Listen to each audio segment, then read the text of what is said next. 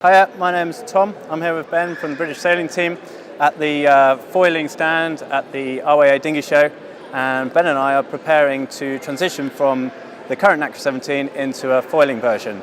Ben was out there last week, so how did you find it, Ben? Oh, first of all, it was a lot of fun. It's cool learning something new, I reckon. It definitely goes fast. It's definitely faster than the other one in the breeze, but we've all got a steep learning curve, haven't we? Yeah, most definitely. Have you done any other foiling before you got on the 17? Never in a catamaran, but I've done a bit of moss sailing. But that sentence says everything. I've done a bit, not a lot, but kind of felt not too different. I spent a bit of time in the Flying Phantom last year, which is like another foiling catamaran, slightly different foil setup. And when I sailed the Nacra 17, I think it was quite impressive almost how similar the boats felt. And like you say, without a doubt, the racing is going to be frantic, it's going to be furious. The poor old crews are going to have their work cut out, I think, aren't they? Yeah. And it's going to be wild for the start of the season, at least.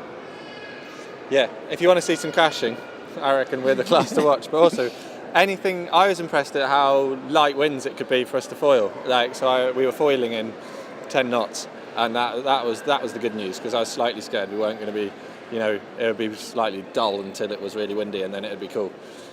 Did you find the manoeuvres any different, any harder? Tacking, jibing, that kind of stuff. It pushes you to be a little bit better, I think, because you don't want to fall off the foil. So on day 3 we pulled off a foiling jibe, which was pretty cool, because no one's done that yet. So when we told Nacra, they were pretty damn impressed. So yeah, we've done a foiling jibe, so we're happy. You think everything's just a bit more critical now?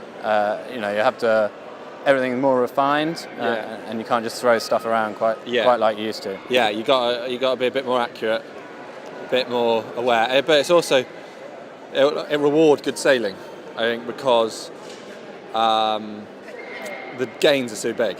You get the setup right, and you suddenly go 3 knots faster. You don't go a tiny bit faster.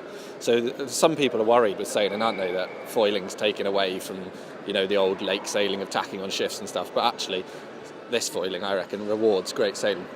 It's going to become more of a boat handling class, a bit like the 49er was in its early days, before it moves into a strategy-based game. Yeah. By the end of the cycle, we'll all be quite good at it, won't we? Yeah, hope so. So it'll come down to racing. But also, in 8 years' time, we'll all be better than we were in 4 years' time, won't we? Yeah. Well, it's amazing the progression. You look at the cup stuff, and I suppose 3 years ago a foiling tack was mind-blowing and impossible, and we've seen now that the teams are already foiling tacking, and it feels a bit like that for us, I think, at the minute. We look at the 17 and the foiling jibe's tricky, the foiling tack seems impossible, but who knows where we're going to be in 4 years' time. Yeah.